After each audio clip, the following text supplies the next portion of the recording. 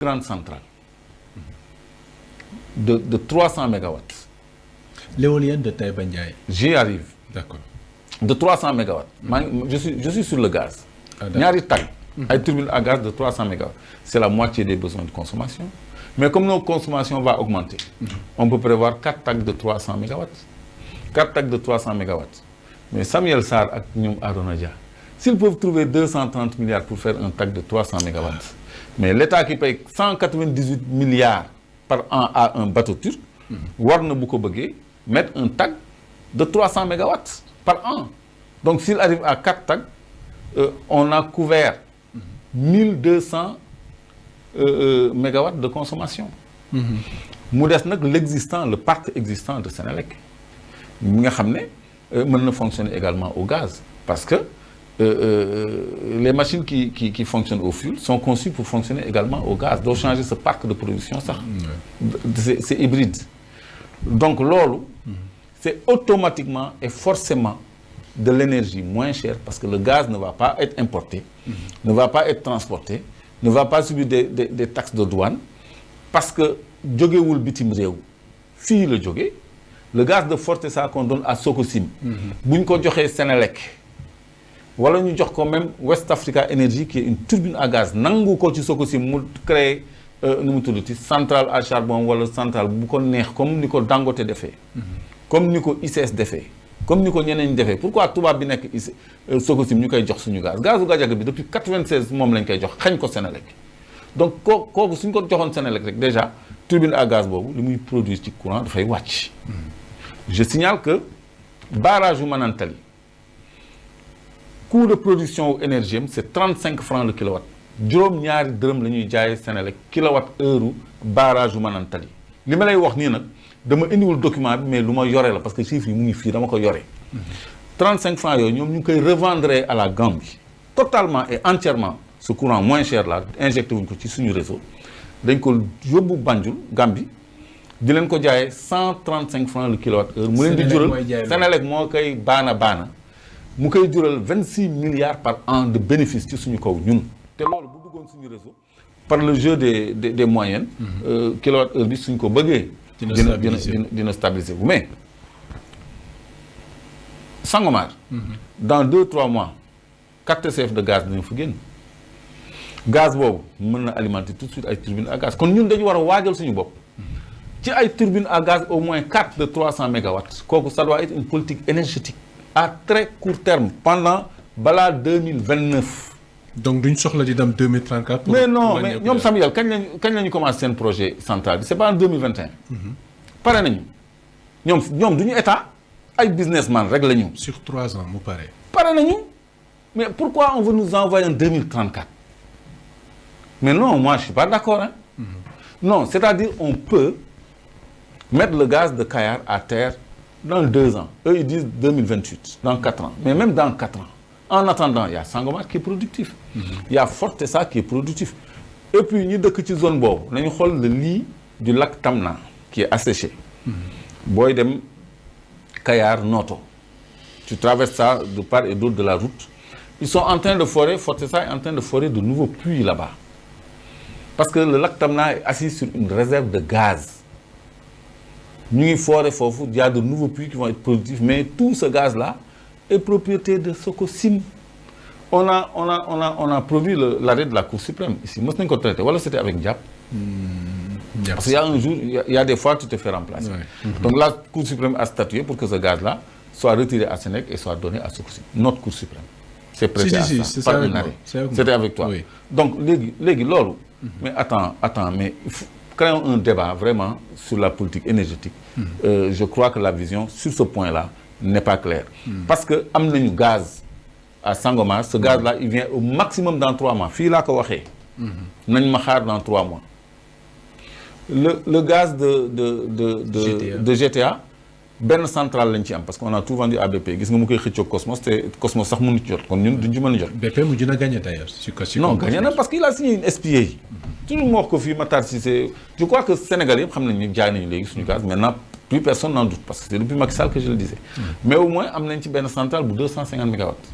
Léegi dans centrale bu 250 mégawatts boobu ak gazu Fortesa bi gazu dégg nga man gazu Fortesa waaw gazu Gadiaga bi ak lak Tamna bi ñu waaj a exploité mais nañ ko jëlee ci Sococim par la même mesure juridique ah ñu jox ko Senelec parce que loolu mooy les ressources naturelles appartiennent au peuple n'appartiennent pas à Sococim. Effectivement. Sococim benn société benn tubaab moom la. Donc c'est ça les politiques énergétiques. Maintenant tu parlais du parc éolien de Taïba Ndiaye. Taïba Ndiaye pal yooyu di xandalu te muy produire courant. Courant bu bëri lay produire nag ak li muy tund bu yéex boobu yëpp courant bu bëri lay produire ñooñu ay tubaab ñoo ko moom ñu ngi leen di fay 74 milliards par année. ah mais ak li ko Macky Sall doon bàkk yëpp ndeke Sénégal moomul. Sénégal moomul parc éolien wu Taïba Ndiaye gis nga lii damay approfondir rek benn conférence de presse bu ma defoon parce que tellement le sujet me tenait à cœur. moo taxoon ma yemale woon presse bi sur un même point d'égalité même pied d'égalité pour ñu tas xibaar bi mu gën a wesaaru mu gën a yaatu pour mu créer débat. Ça n'a créé aucun débat. La presse bi nga xam ne moom mooy choisir les unes des revues de presse yi muy def. tuddul sax conférence de presse boobu te on apprenait aux Sénégalais que de toute l'électricité que Sénélec nous vend. Sénélec mu ngi ciy produire que nu mu tuddati 23%. Donc champs solaires yi ngay gis nii. Malicounda ak fépp tubaab yi toog nii ñoo ko moom. tubaab yi nii. ñoo moom champs solaires yooyu. donc ñun ñu inauguré jëndal ñu ay t-shirt sol ay milliards lañ leen di fay tous les ans donc état moo leen jox 100 hectares fii Malicounda 100 hectares. tool ñu panneau yi sax ba mu yéeg pour ñu mën a exploiter suuf si bay ci dara dañ ko cee lal rek tëdd ci suñu 100 hectares taataan naaj bi def ko courant Senelec jënd ko léegi boo leen waxee ñu ne non dans 25 ans après Senelec moo koy moom mais panneau solaire ak ay batterie mi fonctionné 25 ans Senelec bi mu fay fekk loolu c'est de yebaate la donc parc éolien bi 27 milliards lañ koy fay par an merci la régie merci Moustapha 27 milliards lañ koy fay tubaab bi ci suñu ngelaw par an bateau ba la nekk ci gannaaw moo waroon defar gaz Sococim yi ngay gis nii yëpp ay infrastructure la Carmol kii bateau bi demul fenn deful dara fii la certes depuis des années ñu koy fay 3 millions d'euros par mois bateau bi 2 millions 900 000 euros pour être plus précis lañ koy fay par mois bii di defar courant moom la ñuy fay 198 000 198 milliards par an mais loolu gis nga ngir yàlla politique gis bii la ñuy fay 198 milliards par an le prix d'une centrale moi je crois que affaire énergie dañ ko war a def débat national hein, parce que bu fekkee ni 2034 la ñuy xaar on ne va pas se développer parce que les matières premières les ressources naturelles mënoo ko transformer sans énergie qui dispose de l'énergie dispose du développement donc énergie am nañu gaz am nañu courant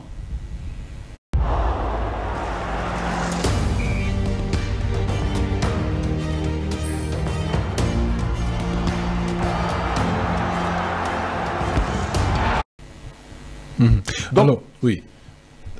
Là, le référentiel nous signale également que énergie bi nga xam ne moom lay promouvoir moom la ñuy togg day nekk une énergie propre certainement issue du gaz du vent du soleil etc des cours d'eau sera propre et compétitive avec un prix modéré de moins de 60 francs le kilowatt. Pour les besoins des ménages et de nos entreprises et industries. Fallait qu'on en vienne à ça. Je respire. Moins de 60 francs le kilowatt-heure. Mais encore, c'est trop cher. Sénégal, courant, warul dépasser 25 francs le kilowatt-heure si on met à profit notre gaz et si on met en avant le mix énergétique. Donc la solution, c'est pas d'amener AE Power, un espagnol, jox ko suñu ay hectares. J'ai tardé à yéex naa signaler lii mais yéex nga signaler lii parce que moi j'étais dans le désarroi total. J'étais dans le désarroi, tu m'as mis dans un désarroi très total. Fallait qu'on a parce que alerte bi aussi c'est bien. Oui, c'est bien le débat parce que bon, énergétique aussi c'est 2034. C'est bien. Oui. Non, loolu lii right now la war a am. Maanaam la baisse du coût de l'électricité. C'est mon combat pour 2025 la war a wàññeeku. Pas 2030, 2025 la war a wàññeeku et moins de 60 francs le kilowattheure. 60 francs le kilowattheure sax dafa cher mais fàttali rek ni contrairement à l'affiche qui circule là de 110 à 65, le kilowattheure au Sénégal ne coûte pas 110 francs. C'est une information incomplète en fait. Non, je veux rectifier à l'endroit des internautes que le courant au Sénégal ne coûte pas 110 francs. Tu sais combien coûte le kilowattheure? Oui. Personne ne le sait. Il n'y a pas de prix fixe du kilowattheure au Sénégal. Ku ko weddi no xool ces derniers paiements woyofal mu diviser la somme bu dee 10 000 bu dee 5 000 par le nombre de kilowattheures yi mu am mu trouver le prix du kilowattheure su ko defee 3 fois mu trouver même prix kilowattheure bu ñëwee lu mu bëgg ma may ko. Mais dans la facture d'électricité duñ ko mentionner foofu dans les détails de la consommation. Non, la facture à la relève. Oui. Foofu dinañ ni première tranche lii deuxième tranche lii troisième tranche. Mais tranche la ñuy calculer. waaw kooku c'est dans les compteurs classiques. Qui sont en voie de disparition parce qu'on nous a imposé les compteurs prépayés. C'est-à-dire les compteurs classiques on va beaucoup parler Sénélec et courant hein. Tu consommes 2 mois après ngay doog a fay. Donc c'est day mel ni Sénélec da la doon lebal courant bi. Mais les prépayés yow da ngay lebal Sénélec du cash xaalis. da nga ñëw jënd 20 000 francs courant 30 000 francs 10 000 francs 5 000 selon ta poche mais tu le consommes pas le jour où tu l'achètes.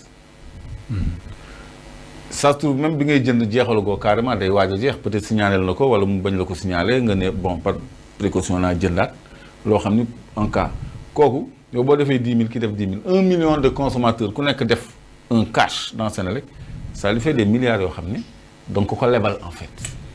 Parce que li nga dugal ci courant mën nga consommer en 15 jours mën nga consommer en 1 mois mën nga consommer en 1 semaine ça dépend mais dur boobu yëpp dafa mel ni tu as fait un prêt à Sénélec. 25 000 ça ou 30 000 ça devrait faire combien de kilowatts? Bon, ça dépend d'eux. Il n'y a aucun critère pour le comprendre. Si on peut s'amuser à faire un calcul, sors ta calculatrice. Internautes yi nañu baal de.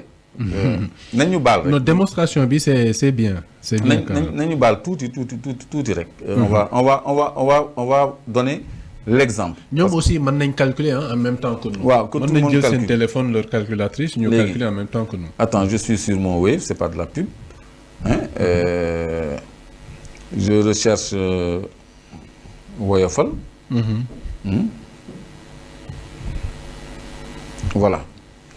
xaw ma ndax régie dina mën a jël lii léegi lii mooy des paiements lii yëpp ay paiements Woyofal la xoolal. te 10 000 rek la lii 10 000 bu ci kaw c'est combien de kilowatts liiral ñëpp dégg. bu njëkk bi c'est 45,1 kilowatts. C'est quelle date? Le 11 octobre. waaw bi ci topp. 50 kilowatts. Pour 10 000. Oui, bii 45 kilowatts. bii 50 kilowatts. 50,1. demal bi ci topp.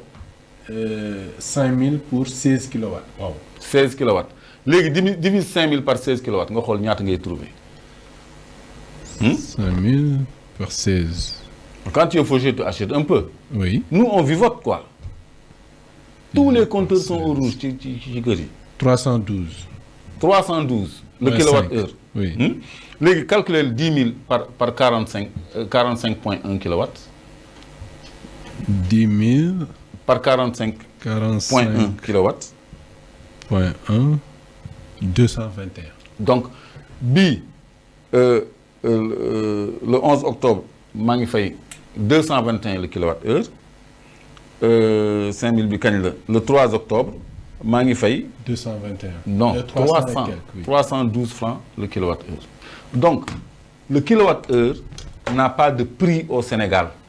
C'est pas 110, on nous arnaque. Avec Woyofal en tout cas. Avec Woyofal, mais on nous impose Woyofal moo ëpp léegi. yow facture ngay am. bee laa amoon de mais bii yoon moom. j'ai déménagé. waaw léegi lan nga am léegi. Woyofal bi c'est terrible mënuñu wax li ci nekk yëpp. c'est ça qu'on vit alors que l'IRDE. nee na nga tàll kii bi mu wane ko. oui. xoolal écran wàccee téléphone ban laa koy jox. wàccee ko. carrément. à côté de oui. da ngay zoomer ci voilà.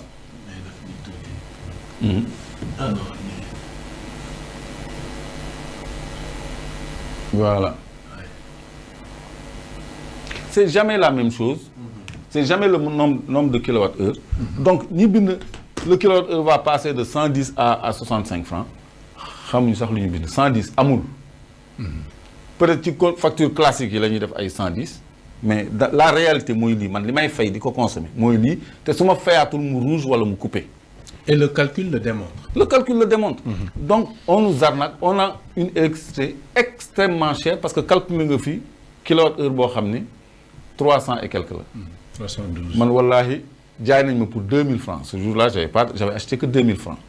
mais boo calculer c'était 1000 et quelque le kilowattheure. Ah bon? waaw ci 2000 francs 1000 et quelque le kilowattheure na mu ngi fii naa la ko seetal. duré wul une journée. bon je sais même pas. Donc fi mu nekk nii le combat d'abord c'est pour un juste prix de l'électricité 110 boobu ñu wax na reflété wul d'abord ci woyofal bi mais bu reflété woon ci woyofal bi da ngay calculer kon 10 000 francs bi da ngay diviser par 110 le kilowattheure nga calculer nombre de kilowattheure yi nga ci am léegi diviser ma 10 000 s'il te plaît par 110 nga xool ñaata la ñu waroon am te ñu may jox ay 45 kilowattheures. mais woyofal bi fii on nous dit que le tarif est de 91,17 francs le kilowattheure. C'est du baratin. Pour la première tranche jusqu'à maximum 150 kilowattheures pour 14 446 francs CFA TTC. C'est du charabia ça. xam nga lan moo concret. ñun li ñuy jënd ak li ñu ciy am ci courant. yow 10 000 nga wax ma diviser ko par 110. 10 000 par 100 déjà c'est 100. c'est 90. waaw normalement 90 non kilowattheure 90 kilowattheure laa waroon a am. d'accord ci 10 000 francs bi mais 45 kilowattheure lañ may jox. la moitié. ok c'est de l'arnaque. donc c'est le prix moo tax kilowattheure doublé. bi mais 220 nga trouvé tout à l'heure non. oui oui mais c'est clair. li ñuy wax ñëpp seen ay littérature la c'est des contre-vérités. du dëgg. mais boo ci boolee clé d'or léegi tous les jours il y a coupure d'électricité. bon ça c'est du sabotage c'est des messages ñuy jëm ci ay élections ak yooyu il y a un système qui est partant qui a gangréné l'administration man nee naa le DG de la Sénélec c'est l'ancien SG de la Sénélec ami de Pape Toby Gueye c'est les mêmes personnes qu'on a mis au même poste qui ont les mêmes intérêts à défendre. C'est West Africa et gens de l'ancien système qui sont encore là, sur qui on va devoir compter pour 300 mégawatts sur eux. Sur le bateau turc, on va compter sur 300 mégawatts. Bateau turc bi ak West Africa nga xam ne ñoo bokk seen mbuus c'est déjà 600 mégas. La moitié de nos besoins de consommation entre les mains de privés. C'est cette politique qu'il faut rompre. Il faut que la Sénélec, qui est la société nationale d'électricité, mais se mette à produire de l'électricité au lieu de se mettre à acheter de l'électricité parce qu'elle ne produit que 23%. De West Africa, bu pare, elle ne va produire que 10% wala 15%. Parce que day yokku 300 mégawatts ci li mu doon jënd. Chaque année, Sénélec paye une facture de 451 milliards. Bu West Africa commencé dina dépasser 500 milliards parce que West Africa da koy jaay du ko may courant bi mais tous les champs solaires là avec laser les Espagnols là qui ont défrayé la chronique mais ñoom coowal panneau solaire la ñu am fii quoi Espagnols ñoo fii di xëccoo ay marché ay Sénégalais pour jaay ñu suñu courant solaire mais il faut que nous mais le champ de Malicounda bi Macky Sall doon inauguré tu sais combien ça a coûté 22 milliards c'est pas beaucoup. On paye Taïba Ndiaye, le parc éolien là, on lui paye 74 milliards. Alors que l'investissement d'un parc éolien, d'un parc solaire de 100 hectares, c'est 22 milliards. 22 milliards secteur privé national. Pour revenir à l'implication du privé national. Oui. Mais pourquoi duñu leen ko jox comme Sénélec bëggul dara. Ils ne veulent pas nous produire du courant. Mais nañu jox Sénégalais yi ñu produire le courant. West Africa ne fait pas partie du secteur privé. C'est le secteur privé. Oui. Mais c'est-à-dire moi j'ai un souci, j'ai un conflit. Oui. Avec West Africa. Parce que am na ay investisseurs privés yoo xam ne musuma leen tudd. ay ñoom Beydi Agne ñoom Ablaye Dia Seniko ak ñeneen ñu fa nekk ay Khadim Ba ak yooyu ñooñu. Oui. Pourquoi duma leen tudd? Parce que ils n'ont pas occupé des fonctions au sommet de l'État. Pourquoi may tudd Samuel? Parce qu'il a été directeur de Sénélec. Tey jii bi tey bu wëlbatiku woon am benn turbine à gaz pour jaay Sénélec courant man dama ciy opposé wu. c'est pas parce que c'est un Sénégalais mais c'est parce que c'était le DG de Sénélec xam na li fi xew xam na tous les plans et tout les grands projets et c'est un initié. Et c'est un conflit d'intérêt yow mënoo nekk DG Sénélec ba pare nga wëlbatiku ni da ngay am centrale électrique pour jaay Sénélec courant Samuel c'est ça c'était un DG et il est passé DG à ministre de l'énergie. Arona Dia il est à la présidence c'est l'ami de Macky Sall. Il était ou il était bon il était. Samuel Sarr aussi était. Directeur était ministre de l'énergie. Bon donc loolu mooy sama problème par rapport à West Africa. Donc et Coris qui est dedans. Coris bon man du ma sore ci ñoom sax ñooñu dama am tout le temps lu ma leen di bët bu ma leen di xoolee parce que je lis dans leur jeu et je veux alerter les Sénégalais pour que eux aussi lisent dans le jeu de Coris de Samuel de Arona Dia nga xam ne bon c'est l'ami du Burkinabé là Ibrahima Nassa qui est DG de Coris Bank te moom bu deful ndànk sax dina ko indil problème au Sénégal Ibrahima Nassa ci boppam.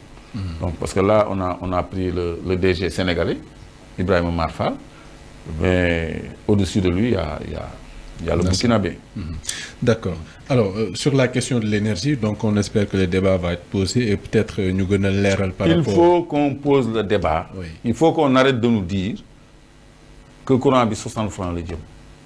Courant bi mën na wàcce 60 francs c'est pas du rêve. On pourrait aller jusqu'à 15 francs non. 25 francs moo gën a raisonnable. 25 ok. 25 francs moo gën a raisonnable boo xoolee pays producteurs d'énergie mais courant jaru fa dara. Les expatriés yi ñu nekk ay Mac ak ay Algérie ak yooyu dëkk yi nga xam ne producteurs de ay mais courant jaru fa dara. Les gens moi j'ai été dans un complexe touristique au Cap Skirring. Une résidence de 2 hectares. bu am ay villa bu nekk am nga ñetti climatiseur ak ñaari cuisinière électrique courant ngay toggee plaque bu mel ni verre bi nga xam ni doo lakk du tilim tu mets juste ta marmite tu fais ta cuisine tranquille tu réduis le feu comme tu veux parce que ay 1 2 3 4 la xam nga donc genre automatique quoi. Voilà tu gères ta cuisson tu gères tout la clim est allumée pendant que tu cuisines donc toute la journée la nuit bu la neexee nga doo calculer climatiseur parce que il marche au solaire et leur centrale solaire c'est un conteneur de 20 pieds conteneur bu ndaw bi am naa image mais comme c'est une structure privée mënuma ko publier parce que dama jëlaale sax électricien bi malheureusement qui était en train de me faire la visite mais j'étais impressionné et c'est un Belge qui a réalisé ça un Belge qui vient qui a son réceptif hôtelier sur 2 hectares il est autonome en énergie ñun on vise quand pour l'automne 2034 alors que le soleil est là ba noppi l'énergie c'est important pour le développement parce que am nañu fii du sable extra-siliceux moom mooy defar verre extra-siliceux Diogo ba Saint-Louis toute cette côte-là il y a pas que du zircon mais il y a également du sable extra-siliceux suuf bu set boo ko ruyalee bu seddee moom mooy nekk verre moom la ñuy wax sable extra-siliceux silice mooy donj bu dëgër boobu nekk ci suuf nga xam ni moo gën a dëgër wañ parce que boo ko kolee ci këyit mën nga ci daas paaka ba mu xoosu mën nga ci xoos paaka loolu mooy moo ko gën a dëgër suuf donc moom la ñuy defaree verre parce que blindage sax suuf soos la verre la ñuy defaree blindé verre mën na dem ba bal du ko dugg bu leen xool seetu biy toj rek mais verre dafa am capacité de résistance ñun bu ñuy def physique pour natt benn dëgëraayu corps dañu naan plus dur que le verre et l'acier loolu xaw ma ndax daan nañ leen ko wax plus dur que le verre et l'acier parce que le verre et l'acier la ñu doon natt dëgëraayam donc c'est de la silice pure donc loolu am nañu benn projet d'usine depuis longtemps hein, de production de verre ici à Diogo clé en main d'une production de 140 tonnes de verre par jour